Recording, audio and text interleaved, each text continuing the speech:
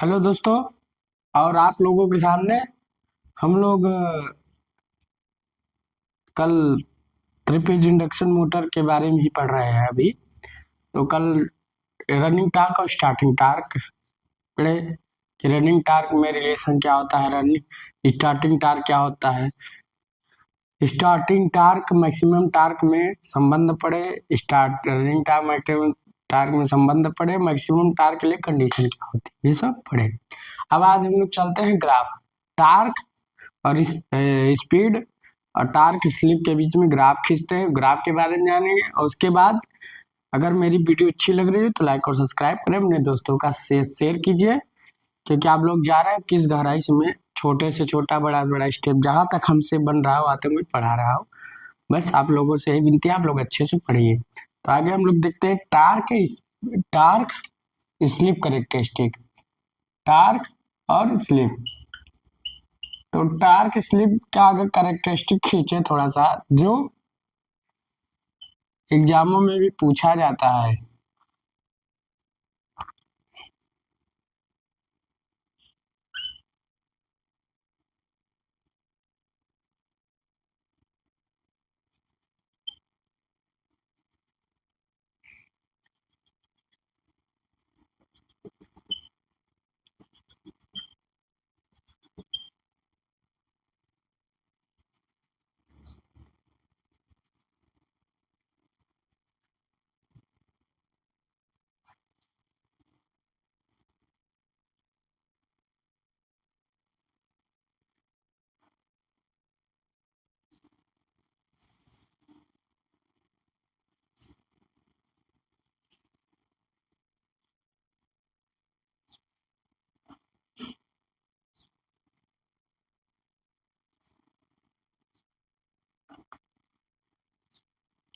ये टार्क है,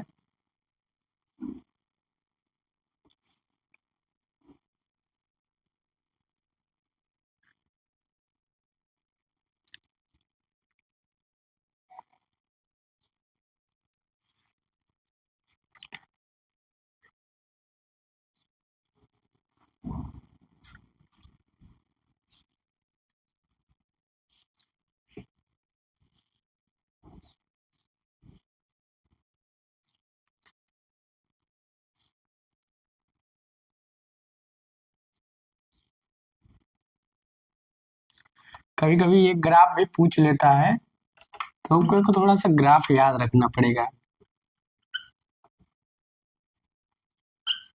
इसलिए मैं लिखा रहा हूँ, ग्राफ इसलिए बनवा रहा हूँ। ये टार्क है, अब यहाँ मैक्सिमम टार्क है two equal to S X two, ठीक। यहाँ मैक्सिमम टार्क आता है, स्लिप क्या मान क्या होगा, यहाँ स्लिप का मान हो जाएगा 0, 0.4, 6, 8, 0.9 और 1। तो स्लिप ये टार्क का स्लिप करेक्टरिस्टिक है। बता लीजिए टार्क और स्लिप। हम आपको बहुत चीज अच्छा अच्छा रिलेशन निकालेंगे जो आपके फायदे के लिए होगा।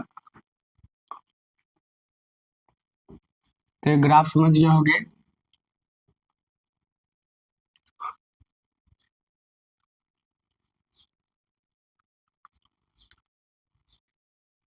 यहाँ क्या होता है, मैक्सिमम टार्क होता है,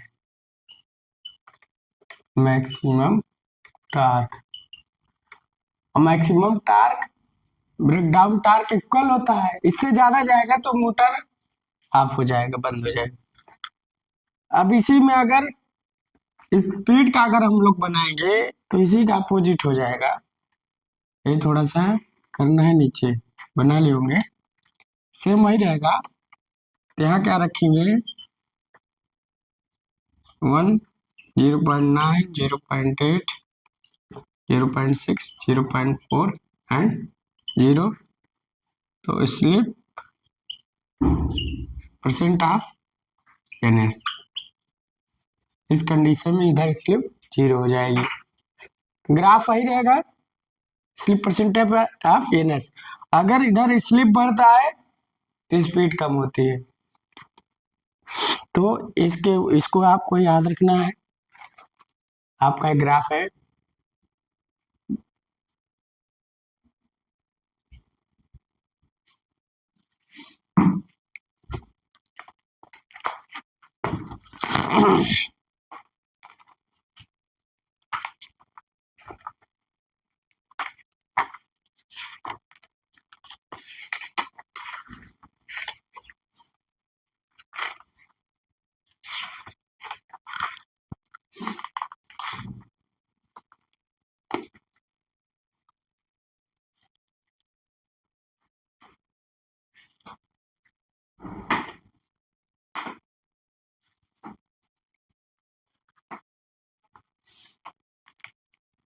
तो इसको बना लिए होंगे।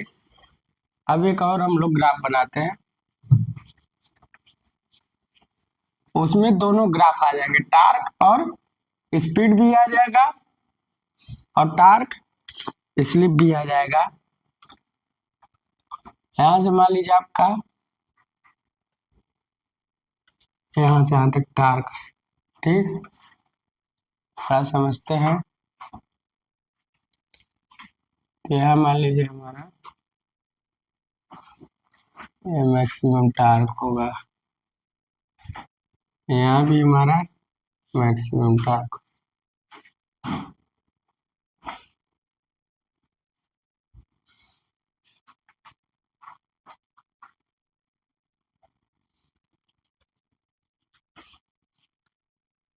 हमारे यहाँ तक हमारा जो ग्राफ होगा वो स्लिप का ग्राफ होगा। किसका? स्लिप का, यहाँ से यहाँ तक। तो अभी हम आपको बताते हैं।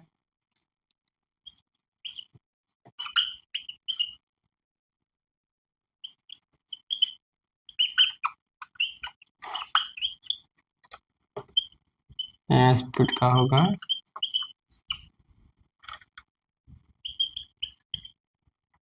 तो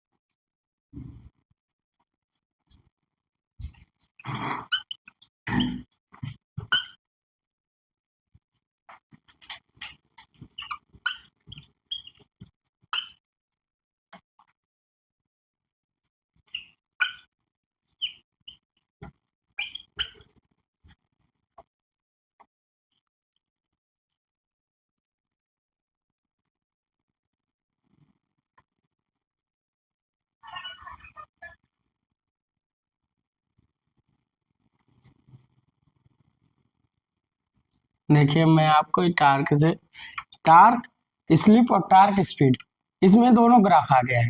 टार्क स्लिप, टार्क स्पीड। देखो यहाँ क्या है, यहाँ क्या है, इसका मतलब स्लिप अगर 0 है और यहाँ हमारा मोटर सिंक्रोनस स्पीड से घूम रहा है, अगर लगभग सिंक्रोनस स्पीड से आ जाता है तो लगभग स्पीड और स्लिप शून्य मानी जाती है। ठीक, जब हमारा रोटर रनिंग कंडीशन में आता है, लगभग हमारा जो रोटर है सिंक्रोनस स्पीड में आ जाता है, तो क्या होता है, स्लिप शून्य हो जाती है। तो अब देखिए, अब इस कंडीशन में यहाँ से यहाँ तक, यहाँ क्या, टार्क प्रोपोर्शनल स्लिप के सीधे प्रोपोर्शनली है, इसलिए लीनियर कर खींचा जा रहा है और रेजिस्टेंस रिएक्टेंस ज्यादा है। जैसे ही हमारा टार्क यूनिवर्सली स्लिप होता है, वैसे हमारा ग्राफ झुकने लगता है और उसके बाद हमारा रिएक्टेंस रेजिस्टेंस से ज्यादा हो जाता है। और उसके बाद यहाँ इस कंडीशन में क्या होता है, यहाँ स्लिप 1 हो जाती है, हमारा यहाँ रोटर क्या होता है, रुक जाता है, यहाँ स्पीड 0 हो जाती है रोटर। उसके बाद फिर ऐसे स्पीड बढ़ता है, फिर स्लिप घटता है, फिर यही चलता रहता है। तो ऐसे ग्राफ हमारा प्राप्त होता रहता है। तो आप बता लीजिए, इसको आप लोग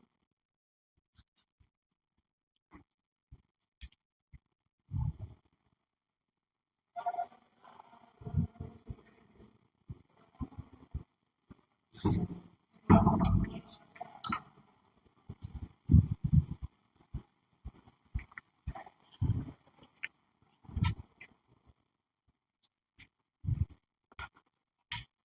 ग्राफ को उतार लीजिए, आप लोग के सामने ग्राफ खींचा गया है।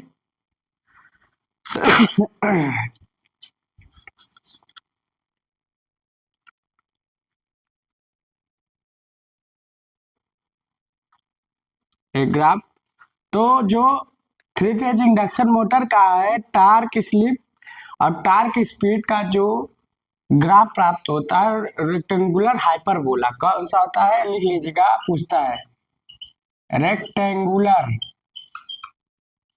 Hyperbola, hyperbola. तो रेक्टेंगुलर हाइपरबोला कौन सा ग्राफ खींचता है, रेक्टेंगुलर हाइपरबोला। ये दो प्रकार का ग्राफ खींचता है, रेक्टेंगुलर हाइपरबोला, ठीक। इस ग्राफ का नाम हो जाएगा रेक्टेंगुलर हाइपर। पूछता है जो थ्री फेज इंडक्शन मोटर का जो टार्क स्पीड और टार्क स्लिप के बीच में ग्राफ मिलता है रेक्टेंगुलर हाइपरबोला होता है। तो इस पॉइंट को याद रखिएगा, वेरी वेरी स्टार पॉइंट लगा लीजिएगा, इस पॉइंट को पूछता है हर जगह। तो रेक्टेंगुलर हाइपरबोला।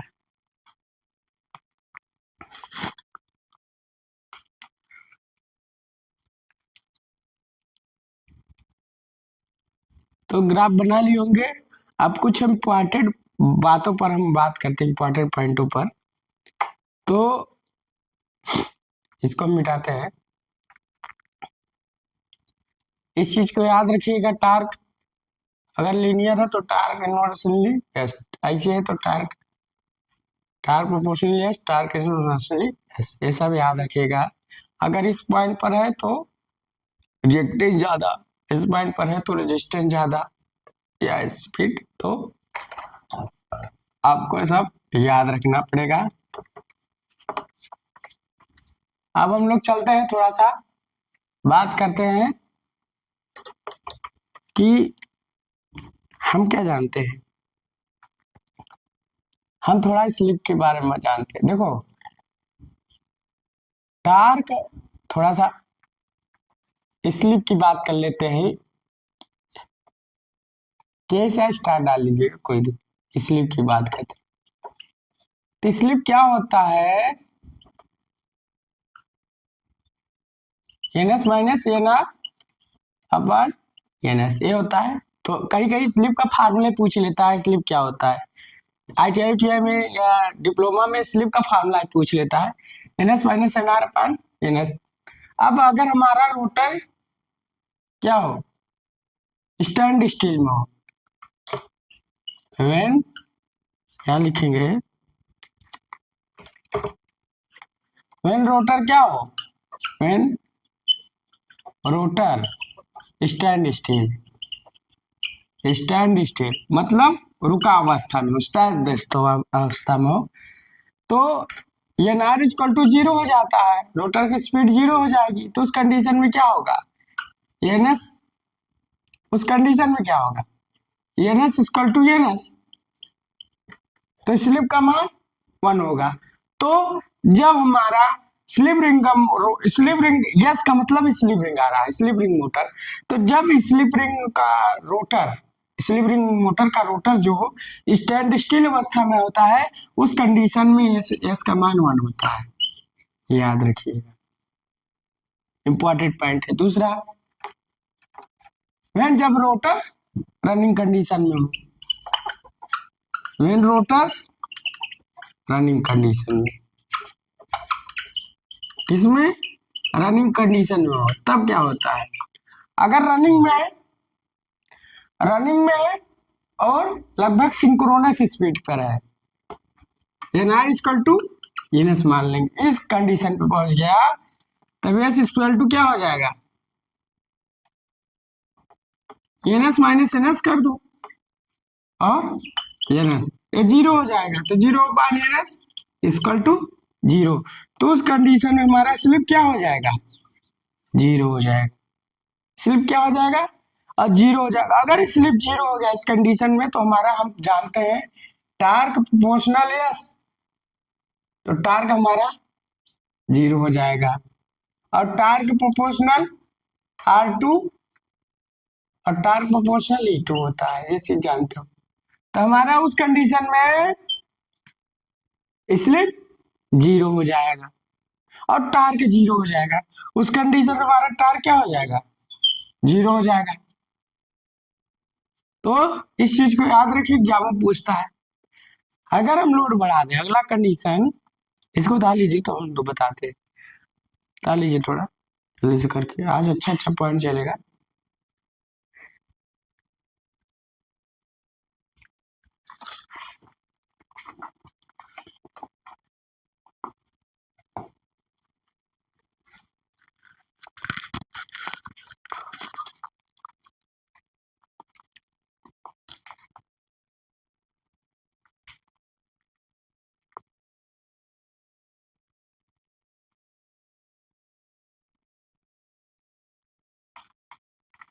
और टार्क प्रोपोर्शनल लोड भी मान लेते हैं, क्योंकि लोड बढ़ाने पर इंडक्शन मोटर की स्पीड क्या होती है, घटती है, तो स्लिप बढ़ता है। अब देखो इसको उतार लियोगे, थोड़ा सा हम आपको और गहरा ले चलना चाहते हैं, तो इसको तो उतार ही लियोगे। याद रखिएगा, स्टार्टिंग कंडीशन में जब हमारा रोटर स्टैंड स्टिल अवस्था में होता है, उस कंडीशन में स्लिप 1 होती है। और जब सिंक्रोनस स्पीड के लगभग पहुंच जाती है उस कंडीशन में स्लिप 0, तो टार्क 0। तो अब देखो, अब हम बताते हैं, थोड़ा सा याद रखो। अब याद क्या रखना है कि हम लोग क्या जानते हैं, S equal to N S minus N R upon N S. N S से मल्टीप्लिकेशन कर दो, स्टार पॉइंट करके लिख लो, N S minus S, N S minus N R. N S को इधर लाओ या एन आर को इधर लाओ, एन आर को लाओ के पास 2 हो जाएगा। N S equal to S, तो एन एस कॉमन ले लो, 1 माइनस यस, ये रिलेशन हो गया। या इस चीज को ऐसे भी लिख सकते हो, एक 20F upon P 1 minus S. ये रोटर की स्पीड निकालने का फार्मूला है, N R equal to N S 1 minus S, या N R equal to 120F upon P 1 minus S. ये क्या निकालने का फार्मूला है, रोटर की स्पीड निकालने का फार्मूला। तो इस कंडीशन में अब हम क्या पहुंचे कि एन आर की वैल्यू किसके किसके प्रोपोर्शनल और किसके किसके, एक पी के इन्वर्सली होता है और एफ के इन्वर्सली होता है, पी के इन्वर्सली होता है और एफ के प्रोपोर्शनली होता है, और स्लिप के अनुपात होता है। तो इस चीज को याद रखेंगे थोड़ा। और N R proportional rotor resistance के इन्वर्सली होता है, वोल्टेज के डायरेक्टर प्रोपोर्शनली होता है। ये चीज याद रखेंगे, ये भी काम करेगा स्पीड कंट्रोल में, ठीक। तो अब अगला कंडीशन अगर हम इसमें लिखाना चाहें तो इतना हो गया है। तो अगला कंडीशन क्या होगा, अगला कंडीशन कि जब हम लोड बढ़ा दें, when load increase, when load increase, load क्या कर दे, इंक्रीज कर दे। जब लोड इंक्रीज करते हैं तो जो स्लिप रिंग इंडक्शन मोटर का करेक्टरिस्टिक होता है शंट मोटर के समान होता है। तो अगर हम शंट लोड बढ़ा देते हैं तो शंट मोटर की स्पीड घट जाती है, तो जैसे इंडक्शन मोटर की स्पीड घट जाती है।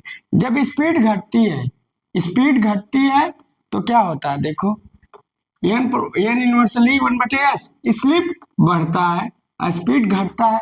जब स्लिप बढ़ता है तो टार्क बढ़ता है, इसका मतलब टार्क इंक्रीज, टार्क क्या हो गया, टार्क इंक्रीज। ये चीज याद रखिएगा। जब हम लोड को बढ़ाए, पूछता है पावर ग्रिड एग्जाम में जाओ, चाहे यूपीपीसीएल के एग्जाम में जाओ, चाहे एसएससीजे के एग्जाम का एग्जाम में जाओ, ये चीज जरूर पूछेगा कि जब हम लोड बढ़ाते हैं तो स्लिप का टार पर क्या प्रभाव पड़ता है। तो आपको ये चीज याद रखना पड़ेगा हमने दिमाग में बैठाना पड़ेगा, छोटी छोटी बातों को आपको कंफ्यूज करता है, ये चीज याद रखना है। उसके बाद हम जब टार्क बढ़ाते हैं तो स्पीड घटती है इस कंडीशन में। तो हमारा ये इंपॉर्टेंट पॉइंट याद रखना, अगर हमारा कहीं अगर दे दे आज तक तो दिया ने अगर दे देता है N R equal to N S हो गया, तो उस कंडीशन में हमारा टार्क क्या हो जाएगा, टार्क जीरो हो जाएगा। हमने क्या बताया है, टार्क जब स्लिप जीरो हो गई तो टार्क जीरो हो गया, क्योंकि टार्क स्लिप के डायरेक्ट प्रोपोर्शनल होता है, लोड के डायरेक्ट प्रोपोर्शनल होता है, और रोटर रेजिस्टेंस के प्रोपोर्शनल होता है, E2 के प्रोपोर्शनल होता है। ये चीज आपको याद रखना, हर जगह फंसाता है चीज, हर जगह आपको पूछेगा, हर जगह आपको फंसाने। ये पावर ग्रिड में क्वेश्चन आया हुआ है, ये क्वेश्चन आपका पावर ग्रिड में आया हुआ है। पावर ग्रिड हर जगह आता है, पावर ग्रिड में नहीं हर जगह। अरे यस गेट AJ कहीं भी एक छोटी सी बात पूछने के लिए एक नंबर में फंसा सकता है, और आपको फंसना नहीं है, इसीलिए हमने बताया आपको फंसना नहीं, आपको निकलना है, आपको सबसे अलग बनना है। तो इसने हमने इतने सारे पॉइंट लिखा दिए हैं, ठीक, इतने पॉइंट हमने लिखा है, बता लीजिए थोड़ा सा इसको।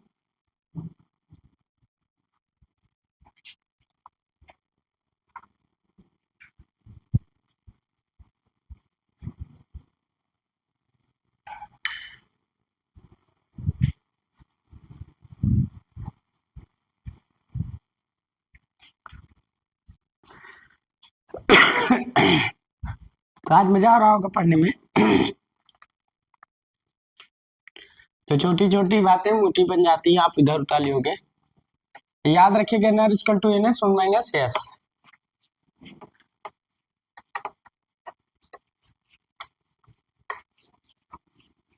ग्राफ के बारे में अच्छा खासा बता दिया आप लोगों को, भूलना नहीं है। तो कहाँ आपको फंसाता है। अच्छा एक चीज और है, एक क्वेश्चन और पूछता है, जैसे थ्री फेज इंडक्शन मोटर का जैसे R2 पर X2, थोड़ा इसको हम लोग जानते हैं। थ्री फेज इंडक्शन मोटर का जो ग्राफ बनता है, थोड़ा सा ऐसे ऐसे बनता है ना, ऐसे करके ऐसे बनता है, तो यहाँ लीनियर होता है, थोड़ा सा ध्यान दीजिएगा, यहाँ लीनियर होता है। ये आपका टू फेज सर्वो मोटर में हमने पढ़ा। तो हाँ आपको क्या ध्यान देना है, इस एक किसके कारण बनता है, इसके कारण बनता है R2 इज यहाँ इसके कारण बनता है, क्योंकि X2 is greater than R2। तो यहाँ क्या है, यहाँ अगर हम रोटर रेजिस्टेंस को बढ़ाएंगे, मतलब अगर मान लीजिए हमने रिएक्टेंस को बढ़ा दिया, तो जो R2 पानी X2 का रेशियो है वो घट जाएगा, क्योंकि जो रेशियो है R रेशियो और वैसे एक्स के है, अगर ये बढ़ेगा तो ये घट जाएगा। याद रखिएगा, दिमाग बैठा रहे, पूछ सकता है। तो यहाँ क्या है, अगर इसका एक्स बढ़ा दिए तो इसका रेशियो घट जाएगा, अगर इसका आर बढ़ा दिए तो रेशियो बढ़ जाएगा। तो पूछ लेगा थ्री फेज इंडक्शन मोटर का अगर हम रेजिस्टेंस बढ़ाते हो तो आर अपान एक्स का रेशियो क्या होगा, बढ़ जाएगा। अगर कहीं एक्स अपान आर कर दे तो तब रेशियो की बात करें, अगर कहीं आर अगर इस कंडीशन में क्या है, हमने रिएक्टेंस बढ़ा दिया तो रेशियो बढ़ गया। अब देखिए यहाँ बढ़ा रहे तो घट रहा था, ये चीज याद भी रखना पड़ेगा आपको, छोटी छोटी बातें। अगर यहाँ रेजिस्टेंस बढ़ा देंगे तो रेशियो घट जाएगा, क्योंकि यूनिवर्सल है। थोड़ा सा आपको दिमाग में बैठाना है, इसलिए हमने चीज बताया। और ये आपका टू फेज जैसी सर्वो मोटर का रेजिस्टेंस ज्यादा होता है रिएक्टेंस से, अगर इसका रेजिस्टेंस ज्यादा हुआ, आर पान एक्स की बात करें, अगर इसका रेजिस्टेंस ज्यादा हुआ तो रेशियो बढ़ जाएगा, अगर रिएक्टेंस कम है तो रेशियो बढ़ जाएगा।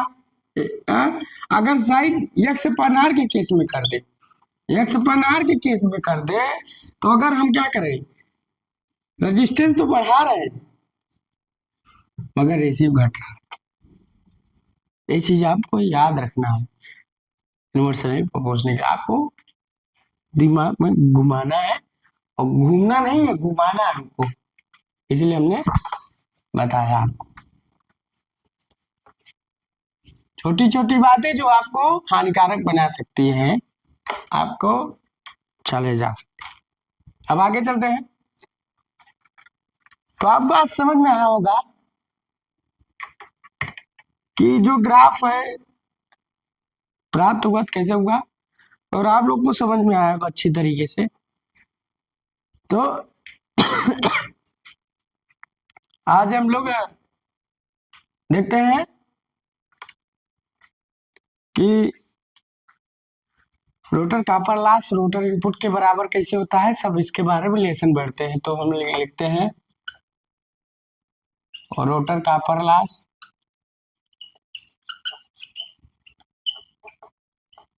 रिलेशन निकालते हैं, relation of rotor copper loss and output, rotor output,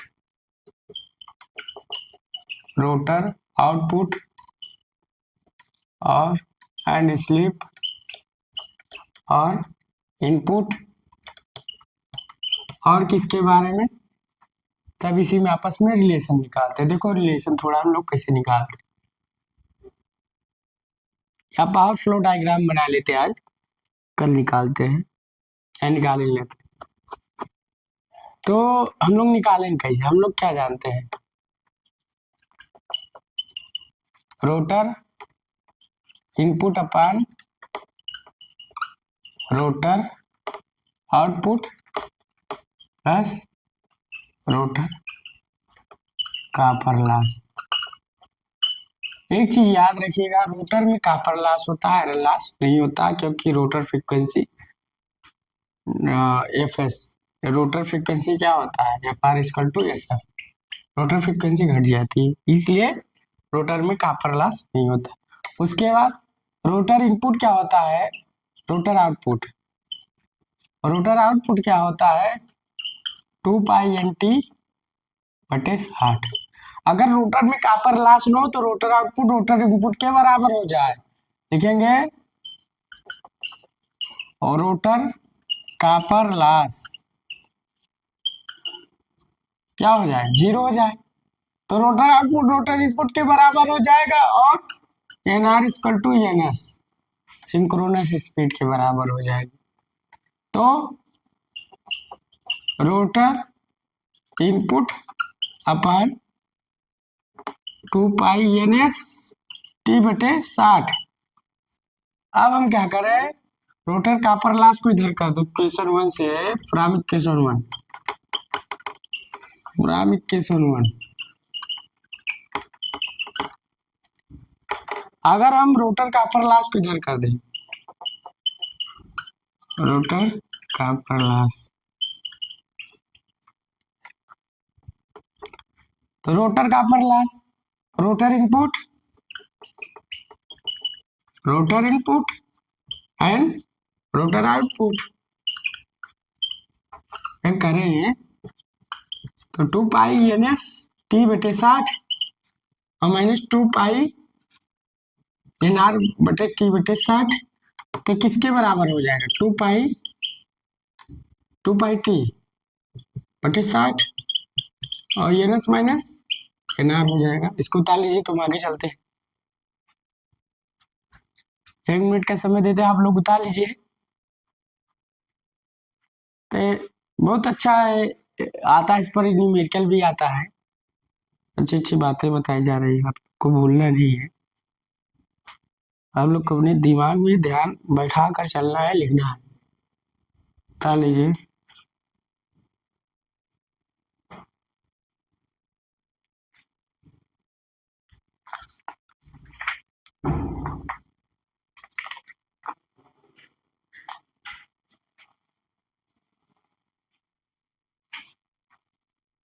तुम्हारा भाई गया क्या? चालू है तो थोड़ा 2 मिनट में फेसबुक तो साफ ही है जैसे तो तो साफ फैन चालू कर दूं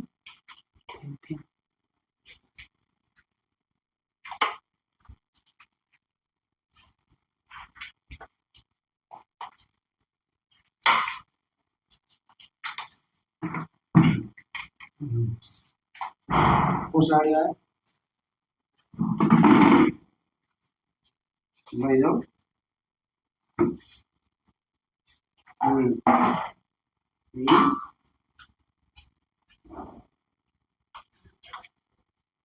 जाओ ले जाओ पैसा छैन फैमिली से तो पैसा नहीं मुसलमान ना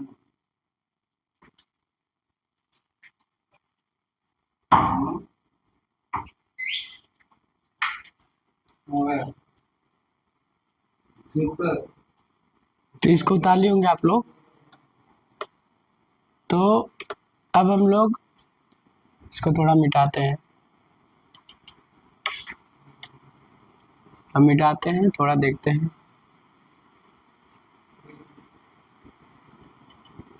जना हम लोग जानते हैं।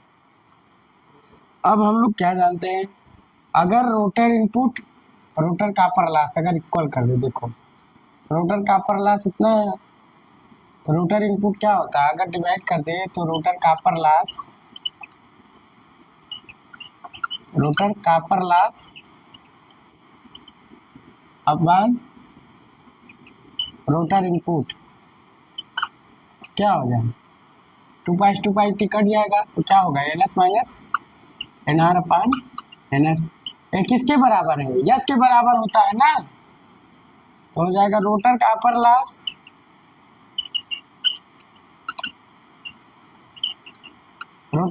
लॉस इक्वल टू क्या हो जाएगा,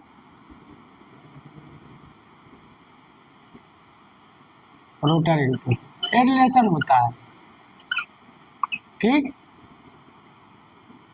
है, हर जगह पूछता है rotor copper loss equal to rotor input के बराबर होता है, ये हर जगह कहीं ना कहीं एग्जामों में पूछ लेता है। अब बात करें, हम लोग क्या जानते हैं, रोटर आउटपुट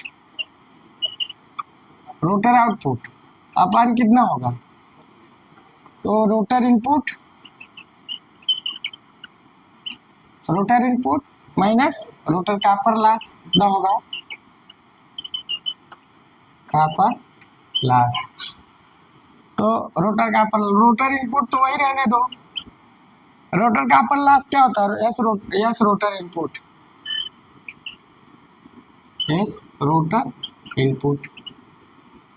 इनपुट अगर हम बाहर कर ले तो क्या हो जाएगा, 1 माइनस यस, रिलेशन हो गया रोटर आउटपुट और रोटर इनपुट अपान 1 माइनस यस, ये भी रिलेशन निकल गया। अगर हम इसको इधर कर दें, ऊपर वाला उतार लीजिएगा, rotor output upon rotor input equal to 1 minus S, 1 minus S को हम क्या लिख सकते हैं, N S minus N R upon N S. अगर इसका करोगे तो क्या हो जाएगा, प्रबलता होंगे, रोटर याद रखना है, rotor copper loss equal to rotor input. उसके बाद तो क्या हो जाएगा, rotor output upon rotor input. उसके बाद ये तो कट जाएगा, बचेगा क्या, N R upon N S.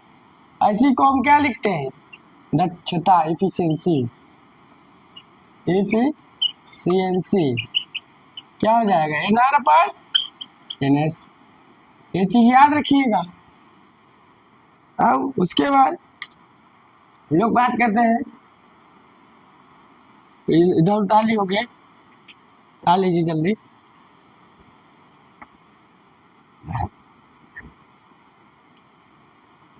तो रोटर आउटपुट रोटर इनपुट अपन 1 माइनस एस, ये चीज ये पूछता है, कहीं ये भी पूछ लेगा, कहीं ये भी पूछ लेगा। ये चीज भी आपको याद में रखना है, जीवन बिठाना है। इधर नीचे वाला ताली ओके, थोड़ा मिटाते हैं। अब आगे क्या है कि हमारा जो क्या होता है, rotor copper loss, rotor copper loss upon rotor output, rotor output. तो रोटर कॉपर लॉस क्या होता है, एस इंटू रोटर इनपुट और 1 माइनस एस रोटर इनपुट। इतना पढ़े हो, अभी बताए हैं। ये दोनों कट जाएंगे तो क्या हुआ, rotor output rotor copper loss अपन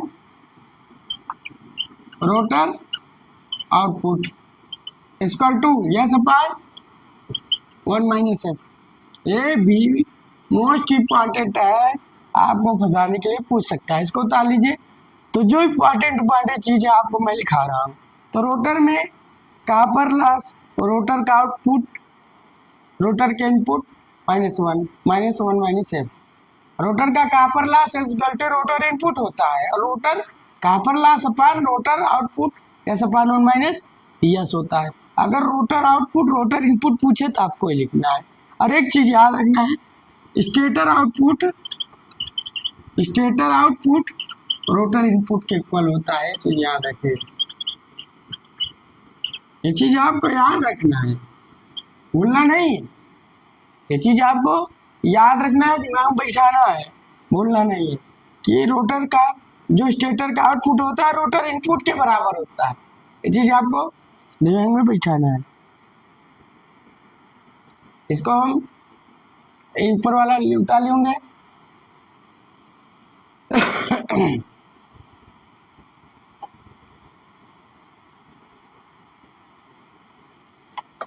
तो हम लोगों ने तीन रिलेशन पढ़ा। Rotor copper loss, S rotor copper loss is equal to rotor input होता है, rotor output, rotor input 1 minus S होता है, rotor output upon rotor input NR upon NS, और rotor copper loss upon rotor output S upon 1 minus S. ये 3-4 relation आपको याद रखने, दिमाग में कहीं ना कहीं जरूर पूछ लेता है। अब बात करें power flow diagram of 3 phase induction motor, थोड़ा सा बना देते हैं। पावर फ्लो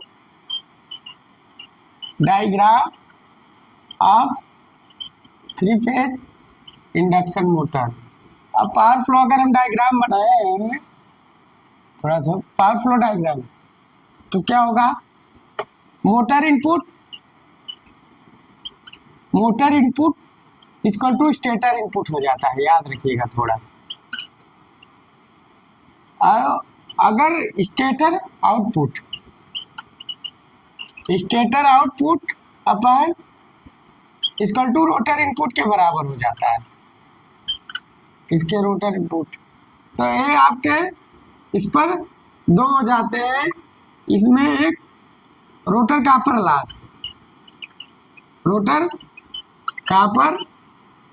लॉस,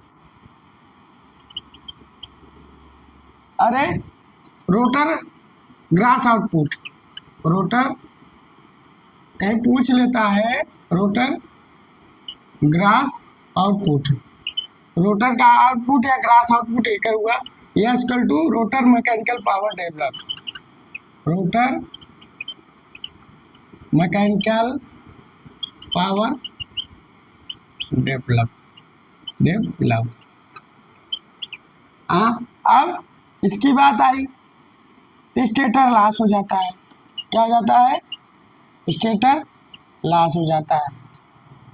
ठीक, अब स्टेटर लॉस जब हो जाता है तो क्या होता है, स्टेटर लॉस आपका 2 प्रकार का होता है, एक होता है आयरन लॉस, एक होता है कॉपर लॉस।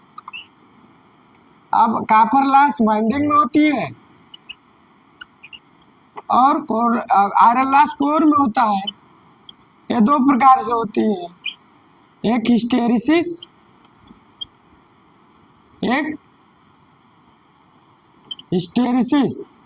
कौन सी हिस्टेरिसिस? एक ईडी करंट लॉस।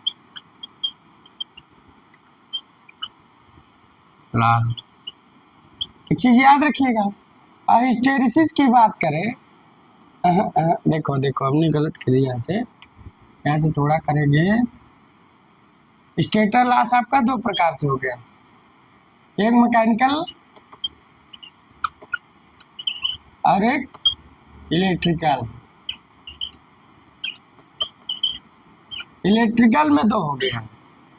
देखो हम थोड़ा सा गलत कर रहे थे, गलत क्या सही था, थोड़ा सा हमने इलेक्ट्रिकल मैकेनिकल में वो अलग नहीं किया, तो आपके इलेक्ट्रिकल लॉस में आता है। हिस्टेरिसिस लॉस क्या होती है? WH eta B max 1.6 F into B. Eddy current loss होती है लेमडा B मैक्स का whole square T square F square B। ठीक, तो आपका पावर फ्लो डायग्राम उतार लीजिए।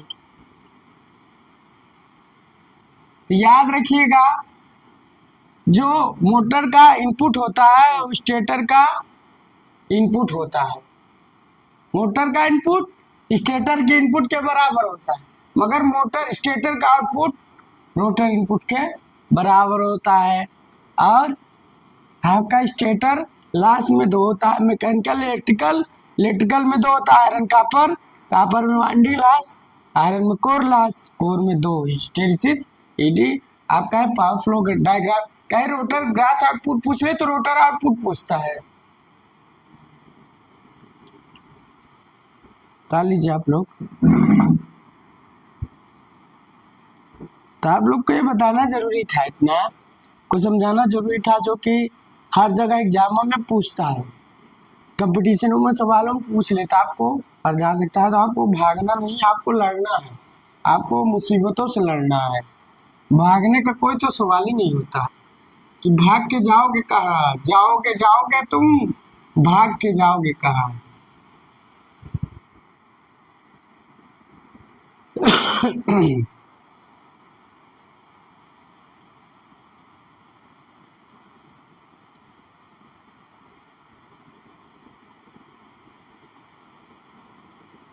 तो आपको मेरी वीडियो अच्छी लग रही हो गए तो अपने चैनल को, मेरे चैनल को लाइक और सब्सक्राइब करें, अपने दोस्तों के साथ शेयर कीजिए और अच्छे से पढ़ाई कीजिए। So thanks.